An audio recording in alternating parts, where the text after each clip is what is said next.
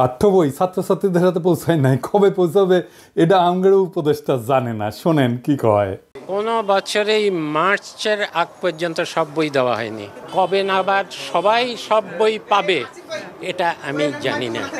আপনি ওনারা জিগান আপনি ডায়াপার পাল্টাইছেন কিনা, দেখবেন এটাও উনি জানেন না।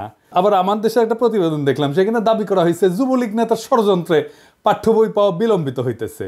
নির্ধারিত সময়ের মধ্যে শিক্ষার্থীদের হাতে যেন এনসিটিবি বই তুলে দিতে না পারে সে লক্ষ্যে কলকাঠি নাড়তে শুরু থেকে সক্রিয় হয়ে ওঠে একটি চক্র, যারা অযথা সময় ক্ষেপণ করে লক্ষ্য হাসিল করতে চায়। তাদের মূল লক্ষ্য ছিল অন্তর্বর্তী সরকারকে বিব্রত করা। বিভিন্ন গোয়েন্দা সংস্থা ও এনসিটিবির কর্মকর্তাদের সঙ্গে কথা বলে এর সত্যতা মিলেছে। মুদ্রণ শিল্প সমিতির সাবেক সভাপতি এবং যুবলীগ নেতা জহুরুল ইসলাম পাঠ্যপুস্তক নিয়ে সরকারকে বিব্রত করতে প্রথম থেকেই সক্রিয় হয়ে ওঠেন। এরই অংশ হিসেবে সরকারের বিনামূল্যের পাঠ্য বই মুদ্রণের জন্য 25 মার্চ পর্যন্ত সময় চেয়ে শিক্ষা উপদেষ্টা বরাবর চিঠি পাঠিয়েছিলেন মুদ্রণ শিল্প সমিতির সিনিয়র ভাইস চেয়ারম্যান জুনাইদুল্লাহ আল মাহফুজ। এ নিয়ে ব্যাপক আলোচনার পর তড়িঘড়ি করে সংবাদ সম্মেলন ডেকে ক্ষমা চান মাহফুজ এবং সমিতির প্যাডে চিঠিটি যাওয়ায় নিজের দায় স্বীকার করে ক্ষমা চেয়েছেন সমিতির সভাপতি রাব্বানী জাব্বারও। রাব্বানী সাবেক ডাক ও টেলিযোগাযোগ মন্ত্রী মোস্তফা জব্বারের আপন ভাই। আওয়ামী লীগের মন্ত্রী স্টিভ জব্বারের ভাইরে দেওয়া হয়েছে বই ছাপানোর দায়িত্ব, রাব্বানী জব্বার, তো এই হবে না। যাই হোক, আজকে আমি এই শিক্ষাক্ষেত্রে বিশেষ করে প্রাথমিক আর মাধ্যমিক শিক্ষার ক্ষেত্রে সিলেবাস, পাঠ্য বই, পরীক্ষা পদ্ধতি এই সমস্ত নিয়ে শিক্ষা ব্যবস্থার সংস্কার নিয়ে কথা বলবো। শিক্ষা সংস্কার নিয়ে কথা বলার আগে দুটো জিনিস নিয়ে একটু কথা বলে নিই, এটার সাথে সম্পৃক্ত। ছাত্ররা বই পায় নাই। এই যে মাসুদ কামাল কইতেছে হাসিনার আমলে কখনোই বই পাইতে দেরি হয় নাই, শোনেন কি কইতেছে, তার মুখেই শোনেন। এত বছর ধরে মানুষ স্বৈরাচার মৈরাচার সব বলছি, গালাগালি সব করছি, একটা কিন্তু পোলাপান বই পাইছে না, উনি দিতে পারবেন না। সে কি ঠিক বলিছে? দেখেন, এটা 2023-এর খবর, বই ঠিক সময় মতো পাইছে। আবার দেখেন, এটা 2022-এর খবর, তার আগের বছর ঠিক সময় মতো বই পাইছে। 2023-এর আর একটা খবর দেখায় যে দেখেন ঠিক সময় মতো বই পাইছে। তাহলে মাসুদ কামাল কেন বলে যে হাসিনার আমলেও বই পাইছে 1 তারিখে? মাসুদ কামাল হাসিনার লেসপেন্সারি করিচ্ছে, ফ্যাসিবাদের লেসপেন্সারি করিচ্ছে, এটা টের পাচ্ছি। কারণ মাসুদ কামাল মনে করিচ্ছে আওয়ামী লীগ যদি আবার ক্ষমতা এসে যায় তাহলে একটা দাও মারা লাগবে। যাই হোক, এটার বাইরে একটা কারণ আছে। কারণ এটা হচ্ছে বাংলাদেশ, কেউ যদি প্রমিনেন্স পায় নিজেরা ঈশ্বর ভাবতে থাকে, সে নিজেই রেফারেন্স উৎপাদন করে, নিজে চেক করবে তার টাইম কই। তাহলে এই যে মিছা কথাটা সে কইল, তার কি হবে? মাসুদ কামাল সিনিয়র সাংবাদিক, যাই হোক, আমি তার উপরে এখনই চড়াও হব না, তার আমি বেনিফিট অফ ডাউট দিতে চাই। স্লিপ অফ টাঙও তো হইতে পারে, ভুল হইতে পারে, কিন্তু মাসুদ কামাল এর পরে যদি ভুলভাল মিছা কথা কইছেন তাইলে গেলে বুঝেছেন একেবারে কচ্ছপের কামড় দিয়ে ধর্ম কলে। যাই এবার আসেন, বইয়ের সিলেবাস পাল্টাইছে সরকার, জুলাই আগস্টের বিপ্লবের ঘটনা ঢুকাইছে। কি ঘটনা করিছে সেটা এনা দেখি, আসেন। দেখেন, হাসিনার নাম নেয়নি, পরে মনে হয় পুলিশের দায় শুধু, আওয়ামী লীগ নাই, ছাত্রলীগ নাই, গণঅভ্যুত্থানের বিরুদ্ধে মেইন কালপ্রিটের নাম নাই। এরা বাচ্চাদের কি শিক্ষা দিতে চায়? যদি বইয়ে হাসিনার নামই লেখা না হয়, আওয়ামী লীগের নামই লেখা না হয়, ফ্যাসিবাদের নামই লেখা না হয়, তাহলে গণঅভ্যুত্থানটা হইল কার বিরুদ্ধে? জনগণ তো হাসিনার বিরুদ্ধে দাঁড়াইছে, পুলিশ তো প্রতিরোধ করতে গিয়ে নিপীড়ন করছে হাসিনার অর্ডার নিয়ে। এই নৃশংস প্রতিরোধের দায় কেবল পুলিশকে দিচ্ছে কেন? হাসিনার নাম কেন নিচ্ছে না? বাচ্চাদের জানা উচিত না হাসিনা জোর করে ক্ষমতায় থাকা এবং তার অপশাসনের বিরুদ্ধে আমরা ফাইট করছি? আমাদেরকে এখনো কারা হাসিনার রাজ্যে রাখতে চাচ্ছে, যে রাজ্যে হাসিনাকে কালপ্রিট বলা যাবে না? তো কে লিখেছে? রাখাল রাহা, ওর আসল নাম সাজ্জাদুল হক। এই এত ইসলামোফোব যে নিজের মুসলমান নামটা পাল্টা এটা হিন্দু নাম নিছে, প্রগতিশীল হয়েছে। যে বইটা দেখালাম এটা 5ম শ্রেণীর বাংলা বই, এখানে যে খুনি ফ্যাসিস্ট হাসিনার নাম লেখা হয়নি তা না। 9ম 10ম শ্রেণীর বাংলা বইয়ে জুলাই আন্দোলনের ইতিহাস কেন্দ্রিক একটা গদ্য যুক্ত করা হয়েছে, এটাতেও খুনি হাসিনার নাম লেখা হয়নি, আওয়ামী লীগের নাম নেওয়া হয়নি, ছাত্রলীগের নাম নেওয়া হয়নি। নাম না নিয়ে এরা ইতিহাস লিখেছে। কি লিখেছে দেখেন, মূলোৎপাটন করবে শাসন ক্ষমতা আঁকড়ে থাকা ফ্যাসিবাদী এক শাসককে, নিপীড়ক সরকারও প্রস্তুত, তার আছে দলীয় বাহিনী। দেখেন, হাসিনার নাম নেয়নি, দলীয় বাহিনী ইউজ করছে হত্যাযজ্ঞ চালাইতে, কিন্তু এই দলীয় বাহিনী আওয়ামী লীগ ছাত্রলীগের নাম লিখতে এদের জাত যায়, লজ্জা লাগে। এরা ইতিহাস লিখতেছে, কিন্তু আমরা কার বিরুদ্ধে যুদ্ধ করছি তার নাম লিখতেছে না। কারা শহীদদের খুন করছে, গুলি করছে, পঙ্গু বানাইছে, অন্ধ বানাইছে, তাদের পরিচয় বলতেছে না। এটা কেমন ইতিহাস? আবার দেখেন লিখছে, কিন্তু প্রতিরোধ করেছিল সরকারি দলের দুর্বৃত্ত বাহিনী, তাদের পাশে ছিল রাষ্ট্রীয় বাহিনীগুলোর ক্ষুদ্র একটা বিপদগামী অংশ। মানে বুঝিছেন, সরকারি দলের দুর্বৃত্ত বাহিনী বলতে পারতেছে, যেন এই বাহিনীর নাম নাই। আপনারা দেখেন রাষ্ট্র বাহিনীর একটা ক্ষুদ্র অংশ নাকি বিপদগামী ছিল। হ্যাঁ, হাই সেলুকাস, যেখানে আস্ত একটা পুলিশ বাহিনী, আস্ত র্যাব, ডিজিএফআই, এনএসআই, ডিবি জনগণের বিরুদ্ধে দাঁড়াইছে, সেখানে ক্ষুদ্র একটা বিপদগামী অংশ নাকি দাঁড়াইছে। কি কারে ইতিহাসের বিকৃতি বলেন? এই ইতিহাস ঘটার 4-5 মাস না যাইতেই এই ইতিহাস বিকৃতি, তাও গণ অভ্যুত্থানের সরকার ক্ষমতায় থাকা অবস্থায়। পরে কি হবে তাইলে ভাবেন। এই বই রাগালরা মধ্যে ঢুকে দেবেন। হারামজাদা বুদ্ধিজীবী চাইতেছে। এবার বুঝেছেন তো কেন আমি বানবু সুশীলগের আর বামদের গেলাই। সিলেবাস নিয়ে হাসিনার আমলে কত কাণ্ড হইতো আপনাদের মনে আছে না? আমি একটার পর একটা এপিসোড করেছি, যে দেখেন কতগুলো এপিসোড করেছি এই অসঙ্গতিগুলো দেখা দেওয়ার জন্য। সিলেবাস নিয়ে সিরিয়াস কাজ হাতে গোনা বাংলাদেশে কয়েকজন করছে, তার মধ্যে আমি একজন। একবার ঘুণাক্ষরও আমারে কইল না, ভাই আপনার মতামতগুলো কি বলেন, বইগুলো দেখে একটু মতামতগুলো দেন, বলে না।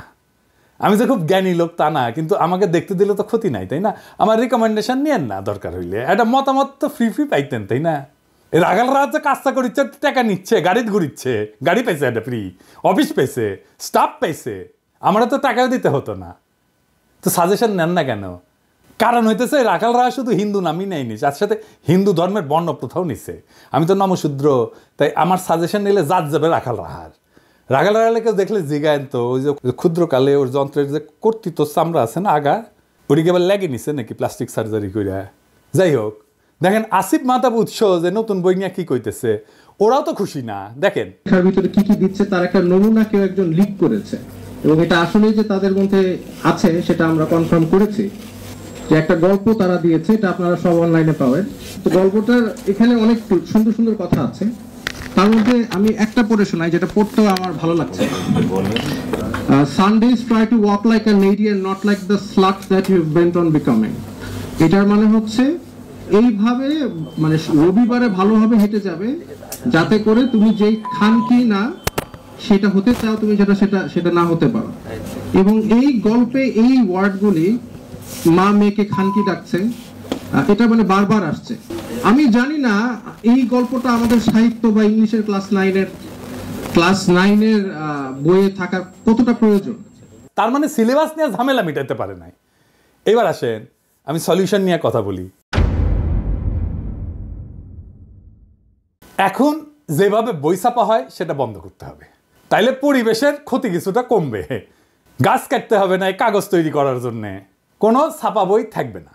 ছাত্রছাত্রীরা ট্যাব পাবে, ট্যাব 1 বছর বইয়ের জন্য প্রত্যেক ছাত্রের পিছনে খরচা হয় প্রায় 500 টাকার মতো।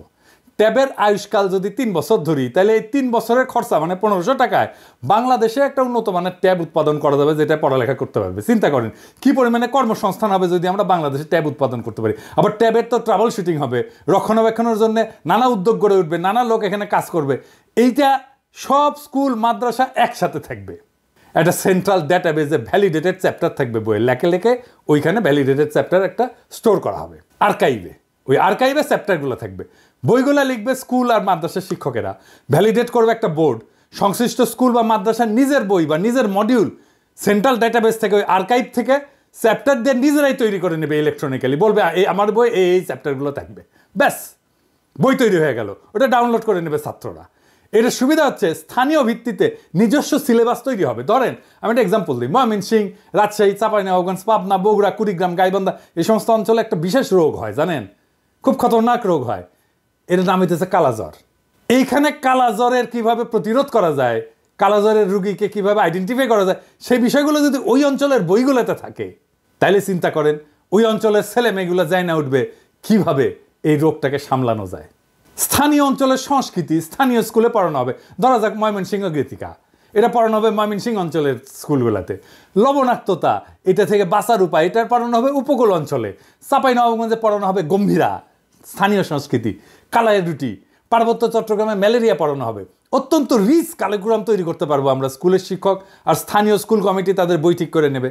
বইয়ের সাথে সাথে কয়েক হাজার প্রশ্নও তৈরি করা থাকবে। এই প্রশ্ন করার জন্য কোনো ঝামেলার দরকার নাই। চ্যাটজিপিটিতে বইটা আপলোড করে দিয়ে বললেই হবে এই বই থেকে 2000 প্রশ্ন তৈরি করে দাও, উত্তরও তৈরি করে দাও, তাইলে তারা প্রশ্ন তৈরি করে দেবে, উত্তরও তৈরি করে দেবে। বইয়ের চ্যাপ্টারের ভ্যালিডিটি থাকবে 3 বছর। প্রত্যেক বছর এই আর্কাইভে নতুন নতুন চ্যাপ্টার তৈরি হবে আর যুক্ত হবে। স্কুলে কম্পিটিশন হবে বইয়ের চ্যাপ্টার লেখার জন্য ছাত্রদের মধ্যে। ছাত্ররাই লিখবে নিজেদের বইয়ের চ্যাপ্টার। ক্লাস 9-এর ছাত্ররা তো অবশ্যই ক্লাস 8-এর ছাত্র বই লিখতে পারবে, তাই না? আমরা সেরা চ্যাপ্টারগুলো সারা দেশ থেকে বের করে নিয়ে এসে আর্কাইভে রাখবো। সারা দেশের স্কুল ছাত্ররা যদি লেখে, তার মধ্যে থেকে আমরা নিশ্চয়ই 10-12টা ভালো চ্যাপ্টার পাবো যারা ভালো লিখছে। প্রত্যেক চ্যাপ্টারের জন্য অনলাইন টিচিং মডিউল তৈরি করব অনলাইনে। সেইখান থেকে মূলত শিখবে ছাত্ররা। আমাদের কোয়ালিটি শিক্ষকের সমস্যা কমবে, একজন লক্ষ লক্ষ ছাত্রকে পড়াইতে পারবে। সেরা শিক্ষকেরা টিচিং মডিউল তৈরি করবে। সারা দেশে একই রকমের শিক্ষার মান নিশ্চিত হবে। পরীক্ষা হবে ইলেকট্রনিক্যালি। কিভাবে?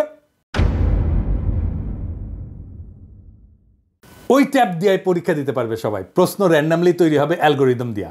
এক একজনের জন্য এক এক প্রশ্ন। পরীক্ষাও দেবে ট্যাব থেকে। কাউকে প্রশ্ন করতে হবে না, খাতা দেখতে হবে না, টেবুলেশন শিট বানাইতে হবে না। সকালে পরীক্ষা, বিকালে রেজাল্ট বের হয়ে যাবে। কত সময় বাঁচবে দেখেন। পুরা শিক্ষা ব্যবস্থা নিয়ে, সিলেবাস নিয়ে বেশিরভাগ সমস্যার সমাধান হয়ে যাবে। রাখাল রাহাদের রাহাজানি থামবে। আমরা অনেক গুরুত্বপূর্ণ বিষয়ে নজর দিতে পারবো এইটা অল্প সময়ের মধ্যে সম্পন্ন করতে পারলে। এখন প্রশ্ন হচ্ছে, এইটা কি বাস্তবায়ন করবে এই সরকার? এই সরকার তো কিছুই করে না, কিন্তু বলতে তো অসুবিধা নাই। আমাদের স্বপ্নটা জাগায় রাখতে হবে, আমাদের জাতিকে বুঝাইতে হবে আমাদের সম্ভাবনাটা কত বিশাল। আমাদের সমস্যা যাই থাক, তার সৃজনশীল সমাধান আছে। একদিন না হয় একদিন এই সমাধান বাস্তবায়িত হবে। ততদিন স্বপ্নকে জাগায় রাখতে হবে আমাদের। আমরা স্বপ্ন দেখি এমন এক বাংলাদেশের যেখানে শিক্ষার জন্য অপেক্ষা করতে হয় না, যেখানে পাঠ্য বই বিতরণে অব্যবস্থাপনার শিকার হইতে হয় না। আমরা স্বপ্ন দেখি এমন একটা শিক্ষা ব্যবস্থা যা শুধু জীবিকা অর্জনের পথ দেখায় না, বরং সৃজনশীলতা, উদ্ভাবনী শক্তি এবং আত্মমর্যাদা জাগায় তোলে। আমাদের স্বপ্ন একটা বিপ্লবের, সৃজনশীল বিপ্লবের। এই বিপ্লব কোনো বন্দুকের গুলিতে না, কোনো আন্দোলনে না, কোনো প্রতিবাদের মিছিলে না। এটা হবে আমাদের চিন্তায়, আমাদের দৃষ্টিভঙ্গিতে, আমাদের কর্মের মাধ্যমে বিপ্লব। আমরা বিশ্বাস করি প্রত্যেকটা শিশু একটা সম্ভাবনার প্রদীপ। আমাদের কাজ সেই প্রদীপের আলোকে জ্বালানো। তাদের হাতে কেবল সঠিক বই তুলে দেওয়া না, বরং এমন একটা শিক্ষার প্ল্যাটফর্ম দেওয়া যেখানে তারা নিজেদের শ্রেষ্ঠ সংস্করণ হয়ে উঠতে পারবে, সেই তার বেস্ট ভার্সন হয়ে উঠবে। আমরা চাই প্রত্যেকটা শিশু জানুক যে তারা কেবল ভবিষ্যতের অংশ না, তারা নিজেরাই ভবিষ্যৎ। এই শিক্ষা ব্যবস্থা তাদের আত্মবিশ্বাস, সৃজনশীলতা এবং নেতৃত্বের গুণাবলী গড়ে তুলবে। তারা শুধু স্বপ্নই দেখবে না, তারা স্বপ্ন বাস্তবায়নও করতে শিখবে। এই বিপ্লব আমাদেরকে শুরু করতে হবে। আমাদের চিন্তা, কথা এবং কাজের মাধ্যমে আমরা সেই আগুন চারিদিকে ছড়ায় দেব। আমরা প্রমাণ করব শিক্ষা শুধু এক প্রজন্মকে না, পুরা জাতিকে বদলায় দিতে পারে। আসেন আমরা এই স্বপ্নের অংশ হই। আসেন আমরা সৃজনশীল বিপ্লবের সৈনিক হই। ইনকিলাব জিন্দাবাদ।